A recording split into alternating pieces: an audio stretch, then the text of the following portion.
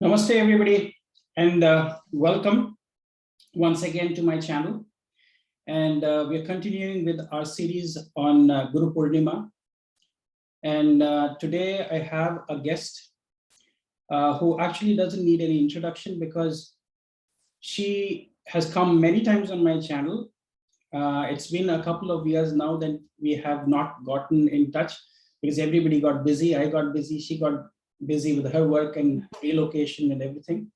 But I want to confess something today. I want to say I've learned a lot from her. She's an excellent teacher. She also has a practice and she also teaches. And you don't want to miss her lessons because her lessons always makes you want to think and will also make you understand the subject from the root. So please help me to welcome Achala Sylwia Mihajlović. Namaste, please. You're welcome on this channel. So Namaste, Dr. Paiji. It's always a pleasure to have you. And I always look forward for your lessons and nuggets of information that you bring in. So what do we have for us today, Achalaji, and what is that you want to discuss with this upcoming Guru Purnima event? First of all, thank you so much for having me, Dr. Paiji. It's always so nice to connect with you and to discuss these topics with you.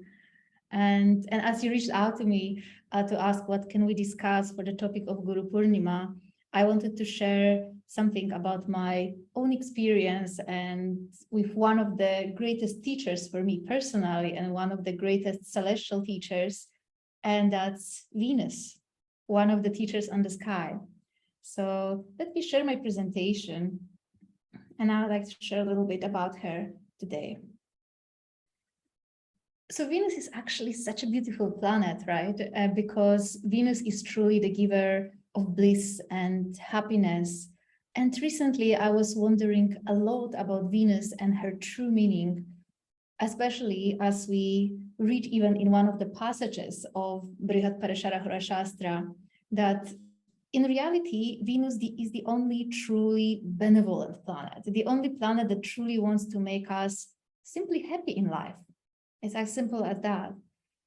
And it's actually really beautiful to think about it because if we really think about it from practical perspective, it's true. We have only like two planets which are beneficial under, let's say, all circumstances. That would be Jupiter and Venus. But Jupiter is still a guru. He is a divine teacher. He's giver of lessons in our life as well. He wants to teach us something. He wants to give us wisdom, and receiving wisdom sometimes requires transformation, sometimes requires painful lessons as well. But Venus is truly the only planet in our birth chart that literally has only one agenda. She just wants to make us happy. She wants that things in our life flow as smoothly and as effortlessly as possible. And this is why I have been noticing frequently in my recent readings and looking at people's birth charts that sometimes doing something so simple as just trying to uplift the Venus in a birth chart a little bit can solve so many problems, actually. Because ultimately, the only thing that we all want in life is to be happy.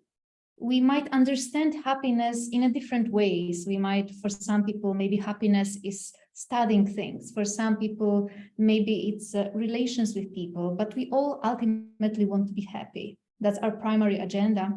And I think it's the thing that is common to all human beings. And Venus is truly the planet who helps us to be happy. Because Venus is actually a celestial representative of Lakshmi. She represents Mother Lakshmi in the sky herself. And if we think of Lakshmi, she has many beautiful meanings actually that we often don't talk about. For example, Lakshmi is always seated at the feet of Lord Vishnu, Sriman Narayana, and she is just massaging his feet.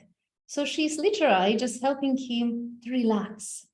And as my Gurudev, Paramahansa Vishwananda, was explaining quite recently, as Lakshmi is massaging Lord Vishnu's feet, she's at the same time trying to make him more peaceful and more willing to listen to our prayers, right? So the grace, she's literally like extracting or squeezing the grace out of his feet, we could say. And that's what Venus is about in our chart. She represents a desire as well, which comes out of this need that inherently we all as human beings have to extract this nectar of bliss, right, in our lives, to feel blissful and happy. But because we don't have so much of an experience, like where exactly to seek this bliss, it's quite natural that we seek it all outside primarily. We seek it in objects, in relations, in knowledge, whatever stimulates our mind. But ultimately, we all seek bliss. And I think that the journey of Venus through the entire zodiac kind of is a beautiful metaphor of that. She starts in the sign of Aries, becomes debilitated in Virgo, but finally becomes exalted in Pisces, which is the sign of Lord Vishnu himself. When Venus realizes that, okay, this world in the outside can give me pleasure and joy, but only temporary. But I can find the lasting happiness also in the world beyond, which is why I found it very, very surprising when a couple of years ago, I was looking into 108 names of Venus, and one of her names is Chitta Samadhi Krita, the one who actually brings the mind into the state of Samadhi, because Venus actually constantly searches this higher fulfillment, because Venus is one of the Rajasic planets, so it's one of the planets denoting the desire within us. And the very nature of desire is that the moment it gets satisfied, it searches for something higher. So it makes a lot of sense that Venus becomes this celestial representative of Lakshmi. And in the same way how Venus, I believe, is kind of misunderstood sometimes, so is Lakshmi also. We pray to her mainly as goddess of wealth and prosperity, and Venus certainly also represents those things. But Lakshmi actually primarily, if we look at her name, it comes from the word Lakshya, which means the goal, having the highest goal.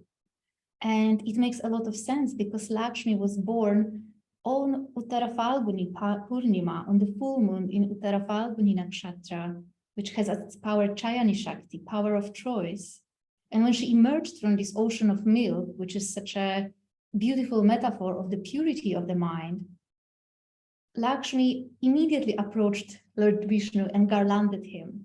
She was not looking around left and right. She knew exactly what's the highest goal. And this is also how Venus is in, let's say, her highest state or highest manifestation. She knows what is the highest goal, and she goes straight towards it, like a river towards the ocean. Of course, from yogic perspective, Venus also represents our heart chakra. And I think we would all agree to that most of us humans, we carry quite some karmic burden in our heart chakra, because all the feelings of pain or the feelings of hurt, all the things, in other words, that we take personally are getting stored here. And even in yogic understanding, how our chakras are constructed, how they are connected with other nadis, it is believed that actually the biggest amount of this karmic, let's say, burden, residue from past lifetimes also resides here. So it makes so much sense from that perspective that healing this part of us, this aspect of us, makes so much sense. And it becomes so important.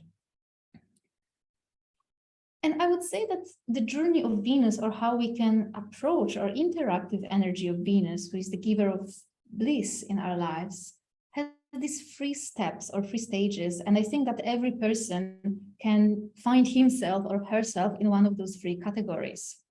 And this is just to make it a little bit easier to spot more easily what can be a potential problem with Venus in our birth chart or in somebody else's birth chart. We find, for example, people who are in denial of energy of Venus. And this is very common, for example, for people who are in spiritual path, but maybe come more from background of Abrahamic religion, where it's more, let's say, encouraged that pleasure, self-happiness, self-love is just not a good thing, basically speaking. And I think that we can find residue of that type of thinking in many religions, in fact, and in many spiritual paths. And of course, when we are in this denial, it's very hard to be happy and to give happiness as well, because it's really hard to give happiness to somebody else unless We find it within us. Then there is this other way to approach the energy of Venus, which is maybe a little bit more common in our world, modern world, and it's self-gratification, basically speaking. So just searching self-gratification, fulfillment of our own desires, which can, of course, go as far as to possessiveness or even obsession as well. But finally, the finest form of actually energy of Venus is love. And it's the unconditional form of love, the love which is not discerning that I love only my mother, father, but I don't love somebody else's mother and father, right? It's an unconditional form, which is basically speaking, as many spiritual masters say, but maybe many of us do not realize yet, our true nature. Because I think all Hindu scriptures agree on one thing, that our true nature is bliss. It's just covered by so many things in the outside, but our true nature truly is bliss. And the journey with Venus really is this journey, I would say, from denial to self-gratification to finally refining it into the energy or vibration of love. And this can be very easily translated into the energy of three gunas. When we deny the energy of Venus, it's more destructive, right? Energy. When Venus becomes tamasic, or when Venus becomes obstructed in some ways in our chart, which I'll approach in a moment, then we are in denial of this energy. And then it's very difficult to receive in life. Then when Venus becomes overly Rajasic, especially as Venus already is a Rajasic planet, then it becomes the energy of self-gratification and these endless desires that we are constantly in.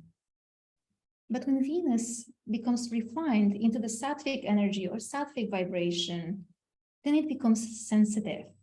It becomes sensitive to feelings of others, but it becomes also sensitive for beauty of life. It starts appreciating things more. To illustrate the difference between Rajasic or Sattvic and Tamasic Venus, we can imagine a person who sees a flower, for example. So you walk and you see a very, very beautiful flower. A person who is in denial of energy of Venus will just ignore this flower, basically speaking, even if it's there. So in that way, even if God sends some blessing into your life, you actually will either ignore it or plainly not accept it, or you will somehow try to deny it. And these are, for example, people like when you tell them a compliment, they're immediately going to defensive reaction. They actually cannot take it because they didn't learn how to love themselves yet. Then a person who is more in Rajasic energy, when the person sees the flower, this person will pluck the flower, right? Because this flower is there, I want it, I want to take it, I want it to be mine. And when Venus becomes Sattvic, then we do not deny, we just appreciate and let it be. This love is without, let's say, any form of unhealthy attachment, but on the contrary, gives freedom and appreciation. So just a couple of symptoms how this can manifest. When we are in denial, we can experience first and foremost lack of self-love. These people very often will just don't love themselves, and this will be very visible and will pose a huge obstruction in one's life, because if we don't love ourselves, it's not just a problem, that we experience inside, but it will impact our relations. It will impact our career, because whenever somebody will show us bigger amount of love or appreciation than what we are able to bear at the moment, we will immediately think it's fake or something is wrong with it, because it just doesn't fit our mind frame. So also inability to receive. Venus, I personally perceive to be like literally the key planet when it comes to our ability to receive things in life as well. Just to receive without necessarily the need to immediately say thank you or to give something back. Just receive and stay content with it. This naturally leads also to being harsh on ourselves. And when we are harsh on ourselves, obviously we will be harsh to others. We won't be naturally so kind. Things will also not flow as smoothly, right? Because Venus also is, of course, this energy of smoothness and effortlessness in life. And therefore, we won't be able to enjoy them as much or feel them as much. Then, of course, when Venus becomes Rajasic, it goes more into direction of possessiveness. There will be constant sense of struggle because it's a Rajasic quality, some form of restlessness of the mind, because that's what desire does to the mind. Might be abuse of pleasure or some form of deeper attachment, almost addiction, and of course, materialism as well.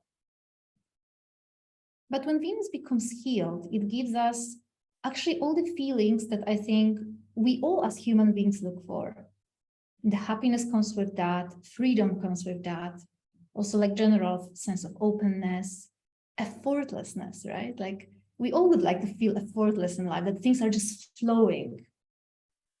Contentment, some form of sensitivity, you appreciate things without the need to possess them, just noticing their beauty.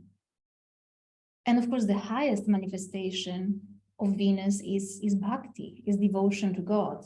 And I think that this is where Venus really stands out among other planets, because Venus is the planet that can truly help us to develop very deep bhakti, devotion to God, a very deep connection, because I think it's hard, especially in our times, to form any type of deeper connection with God than that relationship of love itself, spontaneous love, something that flows out of us.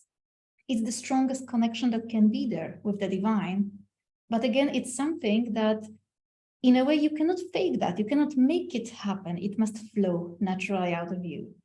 And like great Sufi poet Rumi said, you don't need to really learn how to love because you are that already. You just need to remove all the obstacles that are there on its way.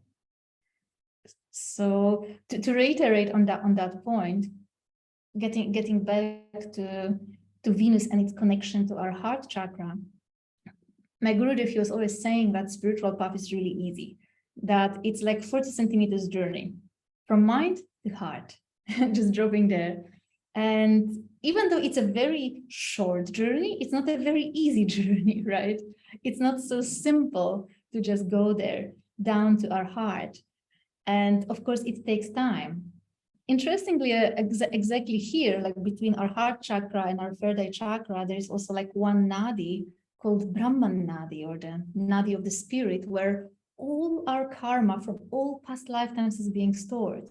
So obviously this journey won't be easy. It will take some time. It will require practice.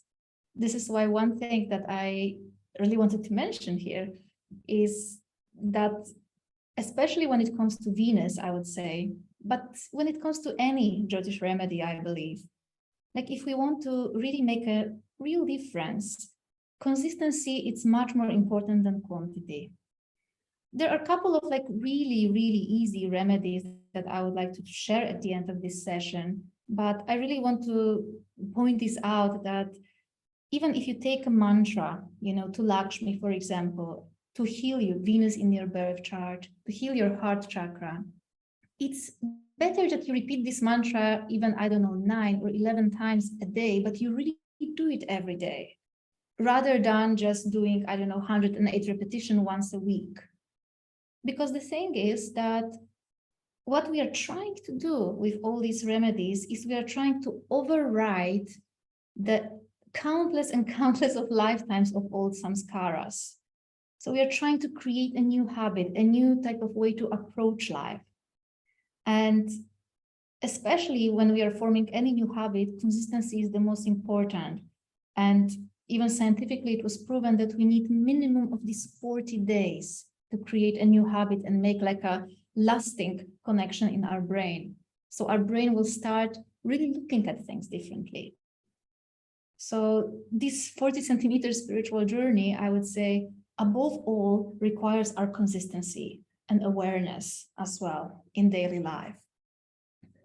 So like I mentioned, in the heart chakra, we have this big storage, let's say, of karma. And we have actually like 3 storages like that in our energy body, which are, let's say, they are called granthis. So it means like a knot.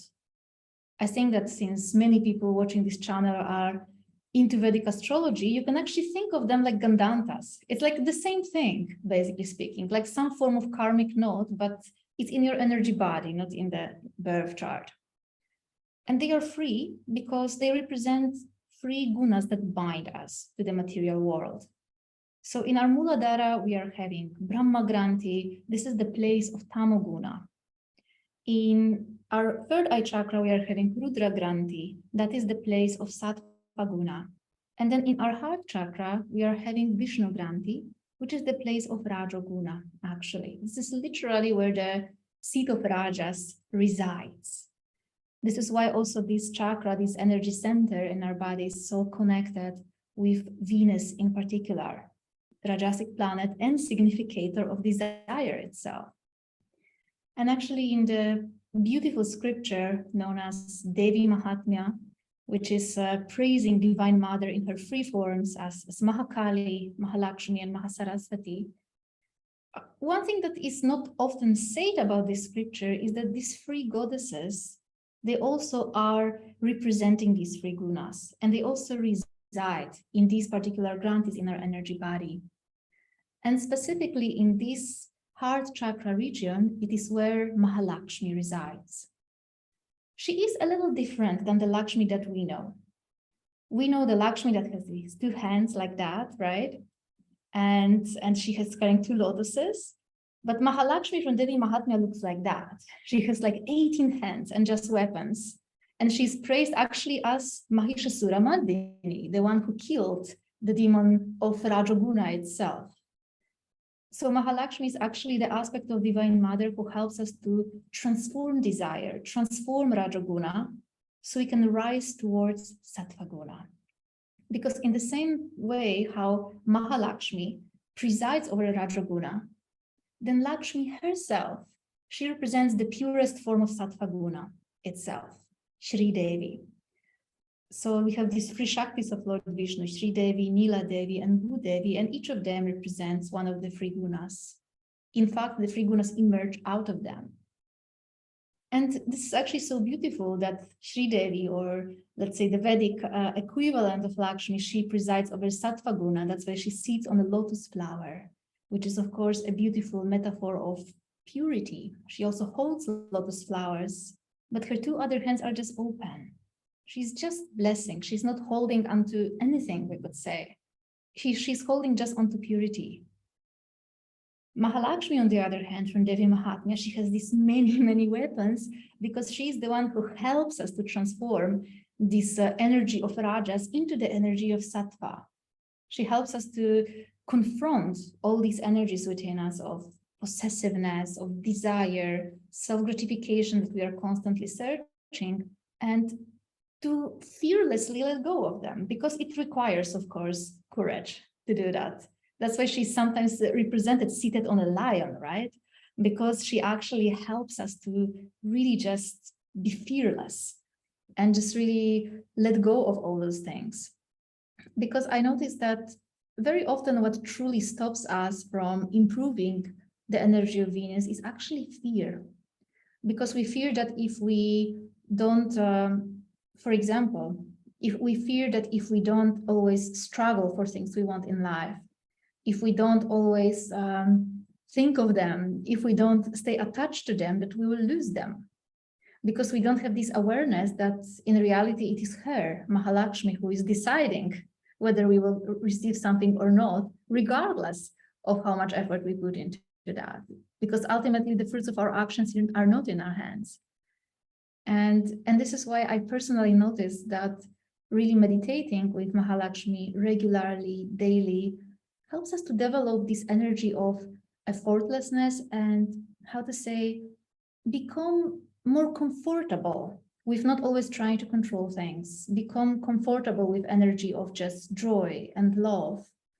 And it's actually so much easier to do than any psychotherapy, because we can understand with our mind, right, that we should not be attached. We can understand that we should not desire, but regardless of that, to put it into practice, it's not so easy. Because again, it is one sentence that we just heard against lifetimes of samskaras.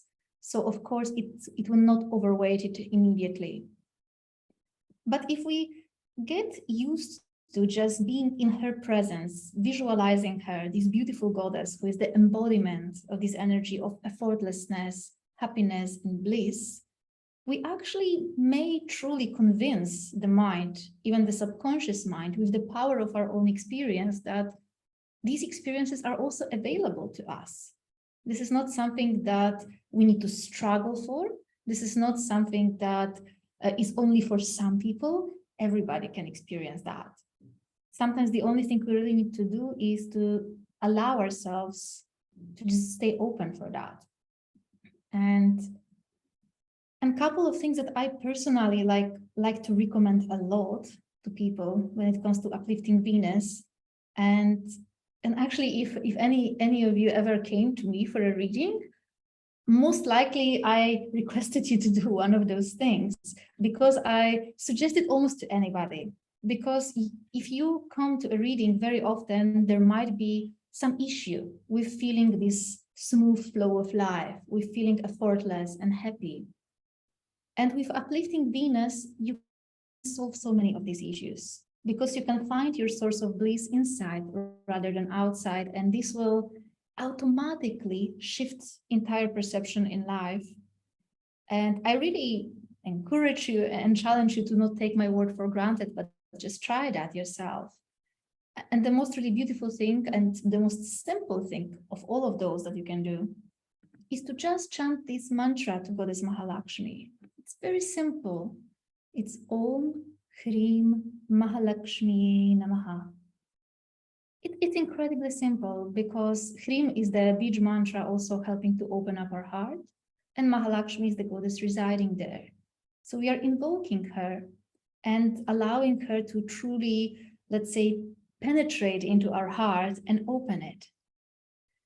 And of course, for people who maybe it's sometimes hard to just concentrate on this mantra and just chant it and go deeper into that, or maybe for people for whom it's hard to visualize, I also did a couple of guided meditations, which you can also find on my page, and you can just put them on headphones, listen to them, and just follow. It's very, very simple, but can really help a lot.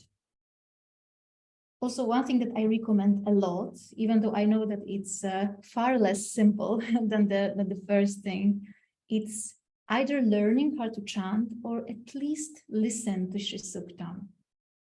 And it's very, very simple reasoning. It's the most ancient prayer to Lakshmi. And I can tell you, I have my own experience how much it changed in my life by chanting it daily for more than a year. It really changes a lot. And it doesn't take that much time. It's like 5 minutes a day. So it's like really not a huge sadhana. But if you really chant Sri Suktam, or at least listen to it, and just try to visualize her, Lakshmi, seated in your heart with a gentle smile, visualize as many details as you can so your mind can fully dive into it. And the vibration of this prayer really is amazing. And it really has the power to transform a lot of our karma. And actually, you see, Lakshmi, she's so generous, I would say, and she's so understanding towards her children, that even in a scripture called Lakshmi Tantra, which is basically a conversation between Indra and Lakshmi, because Indra also happens to be a devotee of Lakshmi. So they had a discussion one day, and Indra asked about the meaning of each of the names within Sri Suktam. And actually Lakshmi gave it to him as well. She gave the meaning of each of those names. And she said that even if you take just one of those names from Sri Suktam, for example, you chant Om Hiranyavarnaya Namaha or Om Shriye Namaha, very simple. She says even that can give you the benefit of it. So it's actually so much abundance there and so much to learn from. And especially for people who maybe find it a little hard to concentrate just on mantra, just on reciting mantra, who are maybe more visual in nature and need more engagement or more engaging meditation. Another beautiful thing that can be done is either meditating with Sri Yantra or painting Sri Yantra, because Sri Yantra is also a residing place of Goddess Mahalakshmi. So there are actually so many ways to connect with her that you will surely not get bored when you try to explore that and try going deeper into that. And for me personally, Venus is such a great teacher, especially recently, that I'm even planning in near future to do like a short workshop, not astrology workshop, but more a meditative and introspection workshop to really connect with her, with Lakshmi, and to understand like what are all these blockages that we have inside that actually we build over lifetimes against this feeling of happiness and effortlessness. What are all these blockages, these walls that we ourselves build around ourselves? And I think that the easiest way to see it astrologically is through different avastas of Venus and different states she's in, because there are different, I would say, types of how the energy of weak Venus can manifest in our life. Venus can be ashamed, for example. This is Lajita Avasta, when Venus is in conjunction with Rahu or Ketu. And of course, in such a state, we will be also like kind of ashamed, when it comes to Venus-related subjects. So especially when we talk about Venus, sexuality might be an issue. Whenever there's Rahu and Ketu conjunct with Venus, there might be some form of blockage, some misunderstanding of this energy happening in our psychology. But when Venus becomes ashamed, it's not just that. Then even when somebody gives us a compliment again, we immediately become very shy, right? It's like there is this immediate like response of shyness whenever we get confronted with energy of Venus, or when somebody gives us a gift, or does just something unconditionally for us, simply speaking.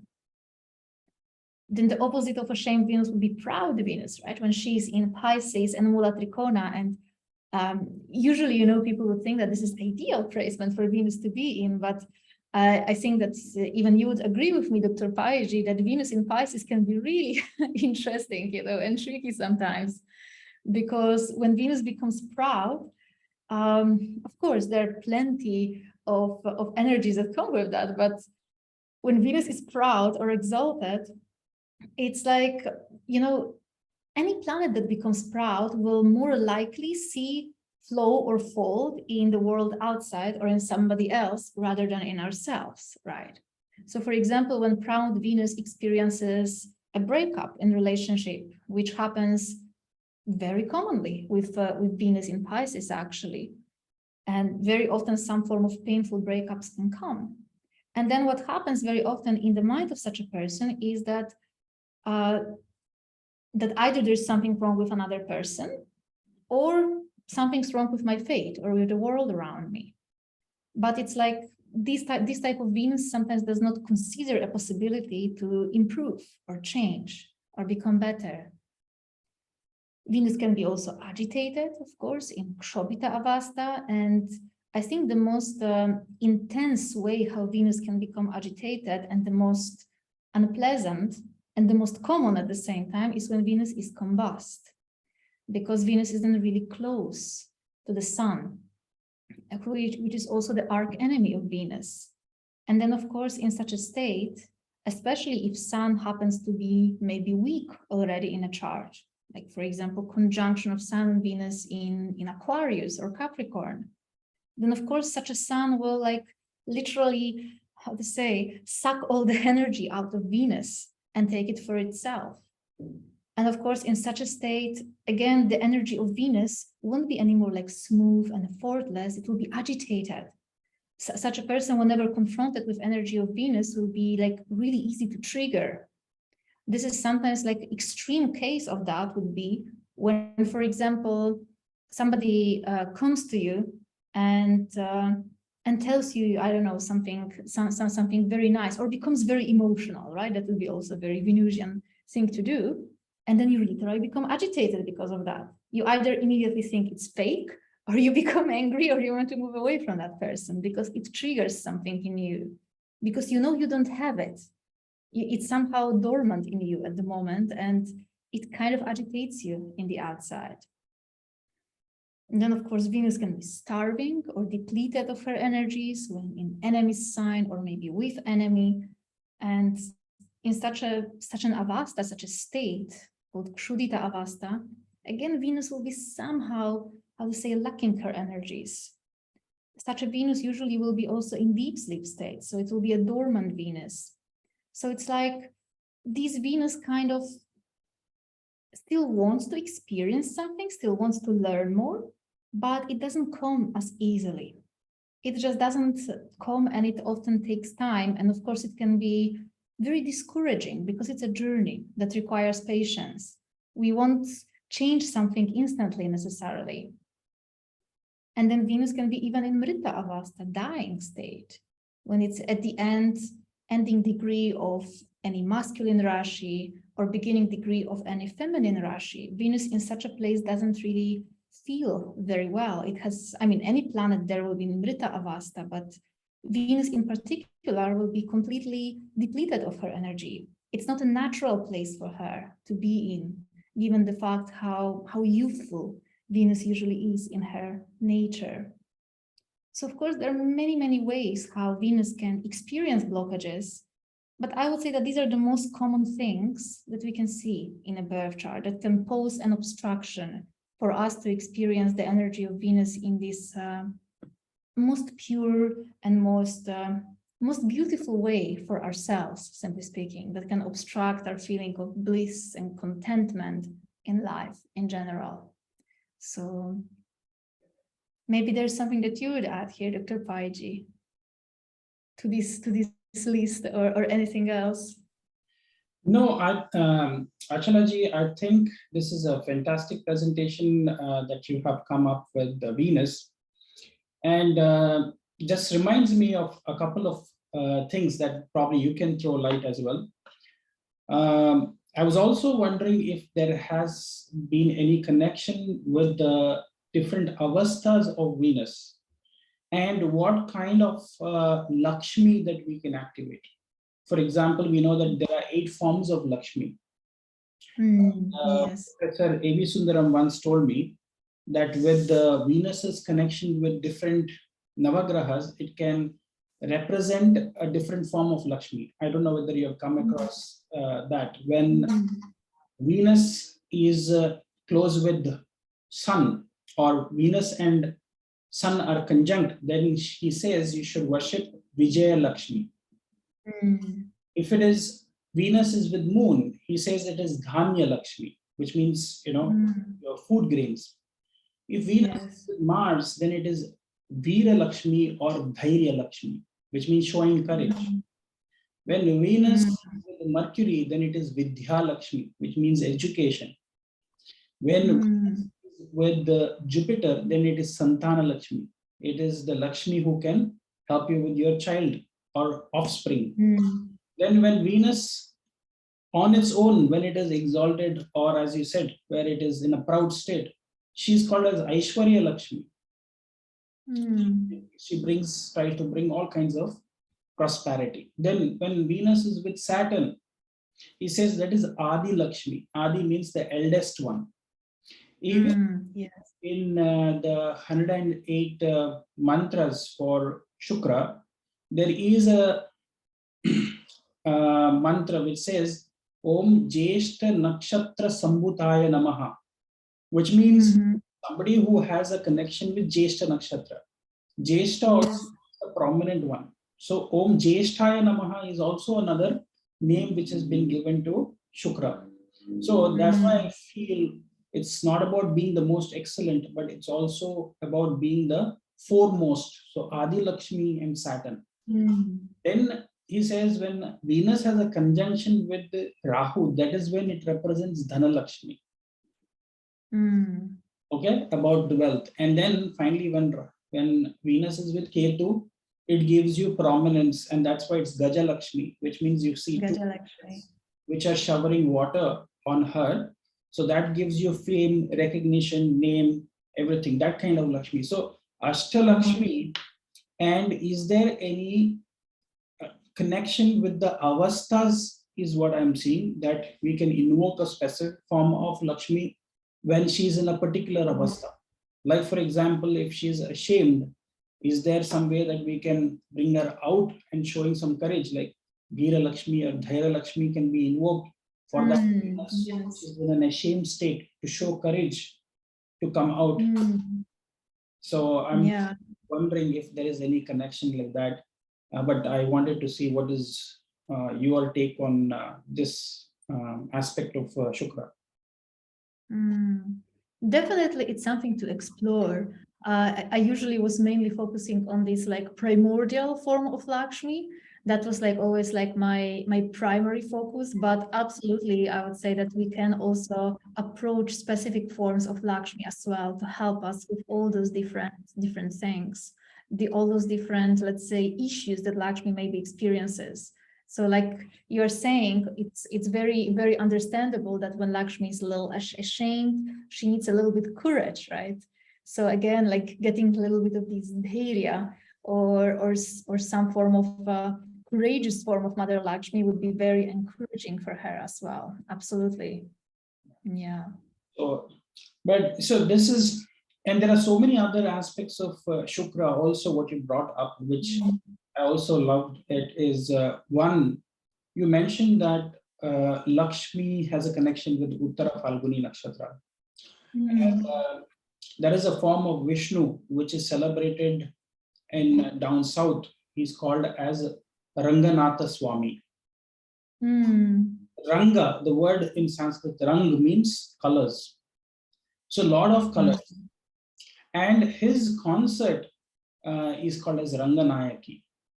And Ranganayaki is celebrated when it is Uttara Falguni Nakshatra, the temple in Sri Ranganatha Swami is Sri Rangam.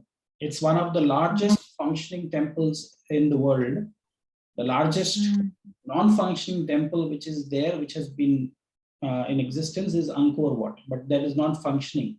But the largest functioning temple today, temple town, is Sri Rangam and Ranganayaki. So somewhere I feel a connection with Ranganatha Swami and Ranganayaki having some connection with Shukra, because Shukra, in my view, comes from the lineage of Bhargava, which is Bhrigu Rishi. And they are said to be the guardians of light. And he brings color. I mean, Shukracharya brings color to the light. If there is no Shukra, that's why we'll be able to appreciate the beauty. The Sattvic way is to appreciate the beauty in anything. Otherwise, we will not be able to if you do not have a good Venus. So by worshipping Ranganayaki and Ranganatha, I think we can make our lives as beautiful and colorful is the thing that I wanted to say. And this is something that I give as remedy as well. Beautiful connection. Yeah. You see the temple festivals also, they celebrate Ranganayaki's birthday when it is Uttara Falguni Nakshatra. Okay. Yes. So there is, and so that's why for in the southern part of India, many people who recognize that there are marital issues in people's life, they definitely ask them to go and visit this form of Vishnu, because Vishnu maintains, relationships and equations that are there. I think Venus can bring out the appreciation. And I feel, as you mentioned, Venus is about value creation. Venus is about form, and Venus is attaching some value to any object. Unless you value for something, you will not appreciate it. So it's not about just the beauty and how it looks, but it's also about attaching what is the greater value that it brings. And I think Shukra does that for us. When you were saying that, Dr. Paiji, it reminds me of, I will paraphrase because I don't remember the exact quote, but I remember that Paramahansa Yogananda once said something really beautiful. He said that on spiritual path, it's not the goal that you disconnect from the world. It's the goal that you find God in all his creation as well, because that's why it was created in the first place, of course. So we can actually establish the relationship, and this is, I think, the beauty of Venus. She teaches us the sacredness of all relationships, and these are not just human relationships. It's our relationship with nature. It's even relationship that we have with objects, like you are saying. For example, I'm having glasses here. If I don't value them, if I don't take care of them, of course, they will break very quickly. But if I realize I appreciate it and have some gratitude towards it, of course, I will take better care of it. And ultimately, this is, I think, what's also the beauty of bhakti, that it doesn't say that you should deny yourself anything. You should just, whatever you do, see God in it, offer it to God, and just somehow spiritualize it. But there's no need to, let's say, in some way completely detach ourselves from whatever is in the outside, because it's not even possible in human mind.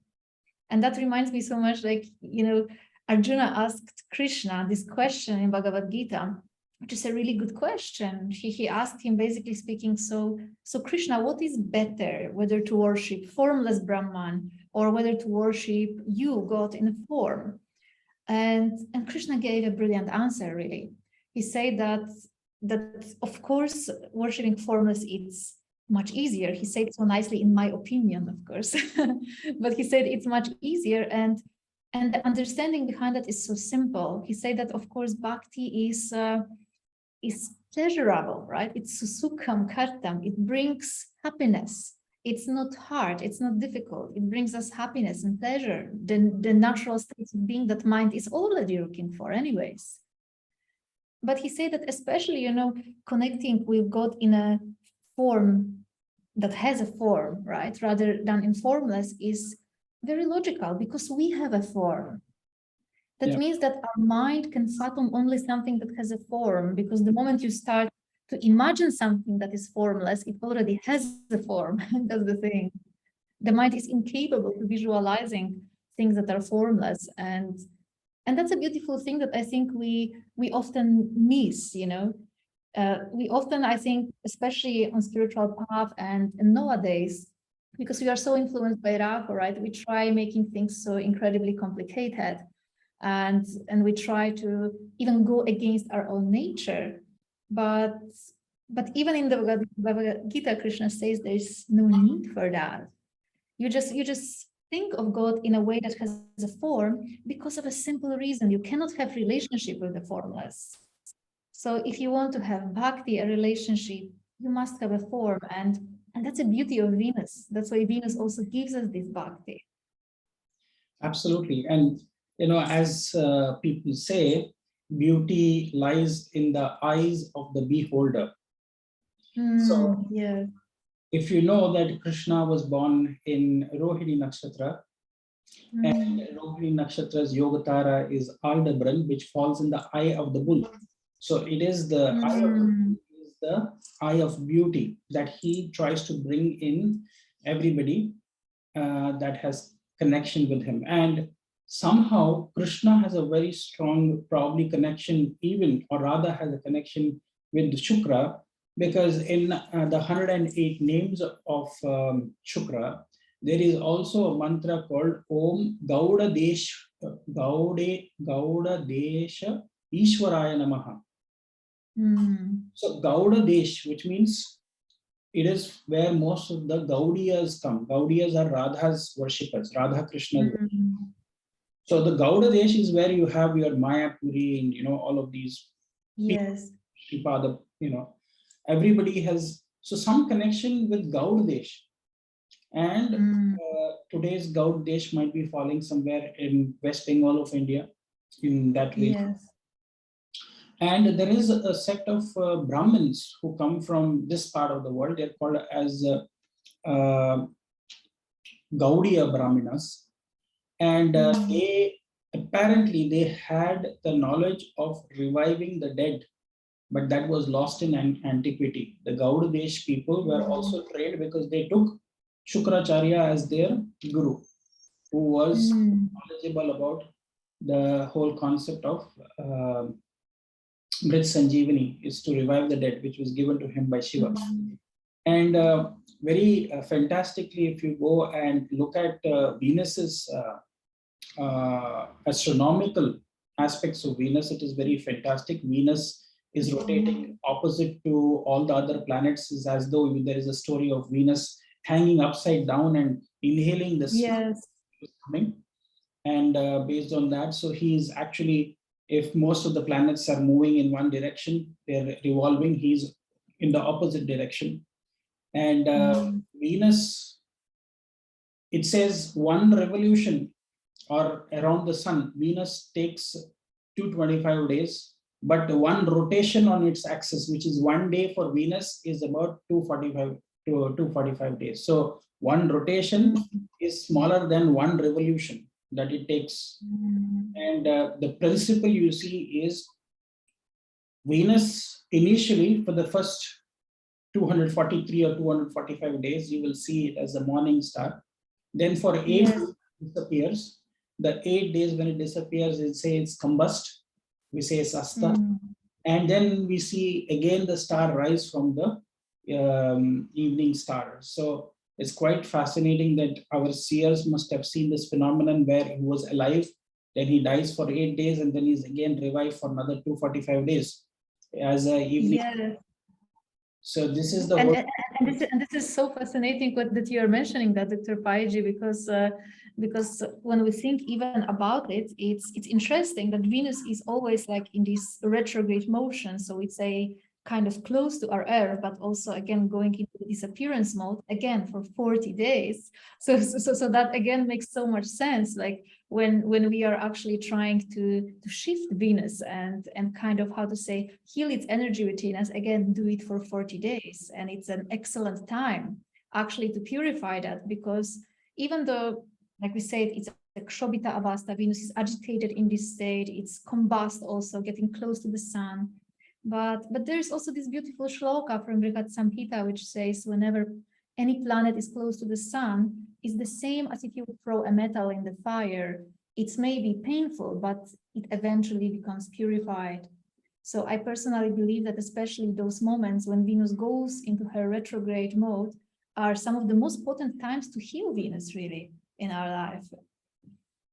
That's beautiful that you mentioned. I think Venus is retrograde, for about 30 to 45 days, generally. Yes. Yeah. So there are so many things that you can correlate with Venus. And there was another thing just to point out. I don't know how many of you must have observed how Venus and Earth, based on their rotation around the sun, and when you look at it over a period of 20 years, you will see it has created a beautiful flower, like you see. So it's quite symbolic that Venus plays a beautiful celestial act with the earth, creating like a flower. So flowers are also very much associated with Shukra. It's like a dance almost, right? And it's really it's so beautiful again when we think of that. Even there are not many descriptions of Vaikuntha, or this eternal realm that Krishna talks about in the scriptures, because obviously it's beyond understanding of our mind. But there is such a beautiful description in Brahma Samhita, which says that this place is like every step you take is like a dance. Yeah. Every word you say is like a song. Like this bliss, which is our true nature, is like really overflowing. It even says that there in that realm, that each of your senses has the capacity of every other sense. So you can see through your hand, for example, right? And etc. etc. So it means that it's not a realm in which we are like completely in the state of some emptiness, nirvana, or whatever. On the contrary, it's a state when we fully experience this relationship with the divine. And that, I think, is very beautiful and very good at, how to say, first step into, how to say, reconciling this energy of Venus within us and embracing it, rather than trying to denying it or rejecting it or even perceiving it as evil. It's evil only when we make it evil, and it's same with energy of any other planet, in fact. But the true, let's say, highest, more sattvic energy of Venus is so beautiful. Especially if we think that Lakshmi herself is literally presiding goddess of Sattva Guna. She teaches us purity. She teaches us what is the true value of purity, and it's not about what you do or don't do. It's more the state of your being and the attitude.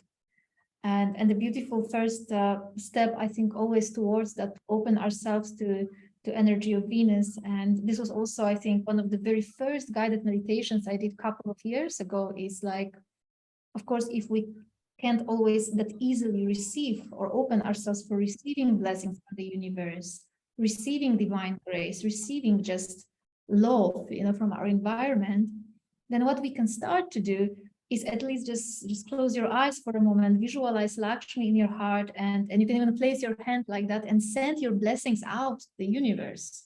That's all. Just say that to whoever person, visualize the person or to your environment, and just send your blessings, your good wishes to the universe, simply speaking, because that act in itself, it's not only that, of course, it creates a very positive vibration, but eventually it will help you to understand that it's a natural thing to do. And then the next time when the blessing will be about to come into your life, you will also not ignore it, simply speaking. And there's just one really funny story that my guru once said about, like, in the context of receiving blessings. I just hope that I remember it well, so maybe I will alter it a little bit, but I remember the main point of the story. So the story was that there was a beggar who was also praying to God, but let's say limited devotion. he was praying and praying, but his life was very miserable. He was very sick. He could not get any money and anything and so on. And then, of course, Goddess Lakshmi, in her compassion, she approached Lord Vishnu and said, "Please, can you help him? He's really so miserable. He's praying. Can you please help him?" And Lord Vishnu replied to her, "He's not ready. He didn't change yet." But Lakshmi insisted, right? And she says, "No, please help him." And Lord Vishnu said, "Okay, no problem. I will show you that he is not ready. I will go down on earth myself in disguise. I will handle him a box with gold, and you will see what will happen." So basically speaking, what happens on that exact day when Lord Vishnu descended on earth, this poor beggar, he was so frustrated with his life already. He was sick and he was just miserable that he said, "This world makes no sense. I don't even want to look at this world." He blindfolded himself and he just walked blind on the street. So then Lord Vishnu is passing by and he wants to give him a box with gold, but he's blindfolded. He's putting his hand into the box. He doesn't even know that there's gold in there. So he just throws it away and goes farther. And then Lord Vishnu says to Lakshmi, "See, I told you, he's not ready." And it's a little extreme story, but I think that more than we think, it happens in our lives when we are also having this blockage, when Venus is somehow limited in our chart. The God can even send us some sort of blessings. They can come into our life, but we fail to recognize them and appreciate them. So actually starting to recognize them is an amazing first step, and even sending them on your own, because it is said that you should always give to the universe first whatever you want to receive. And then people may find many excuses, but I don't have money. How will I do charity? But charity is not just material. The smallest form of charity you can do is send your good wishes to the world. Send your good intention, your prayer. That's the smallest form of charity that anybody can afford. My Guruji even goes that far to say that even smaller charity than that, just smile. Just go smile to somebody and wish a person a good day. That's the smallest thing you can do. And I can tell you that this makes Venus really happy when we do such a small things, just these tiny little acts of kindness. Because through this little act of kindness that maybe seems very unimportant to you or very small to you, you never know how much beauty and joy it gave to another person. And I think that when we start to appreciate these tiny little things and all these colors in life, right, like in Holi, and we start to, because if we think of Holi as a festival, it's such a, I was so many times on Holi in Vrindavan, and I really feel it's such a fascinating festival because it makes you so happy, but you don't do anything. You're just throwing colors, right? It's so simple. Like happiness is really not very complicated at all. And I think that Venus is inspiring all of us to return to this more, let's say, childish part of ourselves and just do something just because it's kind and or just because it brings happiness. And this is one of the, and there's no other hidden agenda behind that, right? Just to create some happiness around. And I think that Venus would be incredibly happy with something like that. No, it's very fascinating. You mentioned the story, what your guru had told. It also reminds me that, Shukra is, apparently they say he's blind on one of his eyes. One of his eyes has been punctured by, Vamana avatar. So he's just, with one eyes, he has to appreciate whatever is there. So that's one thing. And one more little observation, which is for those people, when you look at the planets, this is something that I always say. The gurus, two of the most benefic gurus which are there in the Navagrahas, which is Jupiter and Shukra, which is Shukracharya and Brahaspati. They have varied ways of trying to teach us information, but their teachings are usually not so easy for everybody to understand. And that's why they say, there was a saying that you look at other planets, which means look at Moon and Mercury. Moon and Mercury, they are Mulatrikona signs and their exaltation signs are the same. Yes. Then you go to Sun and Saturn.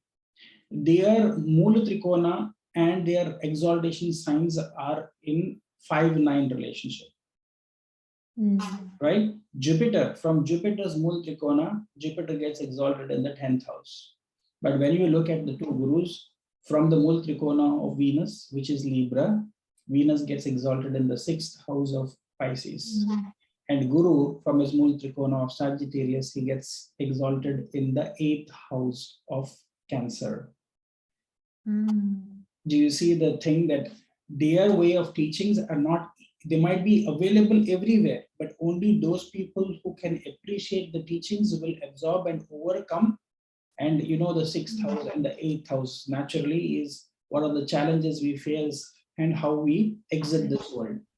So with the highest teachings of these two gurus is when we can overcome our sufferings that we have. Sufferings is what is inside, and we are not able to see the beauty outside in the smaller things that we do, because our sight is kind of blocked, because we are not able to see, we are only seeing the pain. But if you start seeing the beauty outside, as you mentioned, even by smiling to somebody and saying, have a nice day, that itself will break the barriers, and you will start seeing that Shukra and Jupiter will start being your teachers for you. Yeah, I absolutely believe it's true, because I really experienced that myself, like how my entire perception, the aura and everything changes just when you do this small act of kindness. Like you immediately somehow are in this flow, and it's such a beautiful and such a simple thing to do, really. And it doesn't take much. That's the thing. It doesn't take much from us to do. These are not very expensive or very difficult remedies. It's something that everyone can do in their daily life. It just takes a little bit of this awareness, and that's all. And I think that that's the only truly purpose of doing these sadhanas, like chanting mantra. It's just to remind ourselves daily of the need of developing the qualities of Lakshmi, becoming like her in our lives. Because I'm always somehow thinking to myself that the biggest problem that we all have on spiritual path in general is just lack of memory. It's as simple as that, because we all know spiritual truths, but then we all know the great teachings of Krishna from Bhagavad Gita, but then the first challenge comes into our lives and we forget about it immediately, right? Yes. So that's the thing, to be able to constantly remember. We need things like mantra, something for the mind, because mantra literally means repetition of the mind, remembrance, being able to remember, being able to imbibe these teachings really deep into our system. And this is where these mantras or even guided meditations help us to just dive deeper into that and simply remember.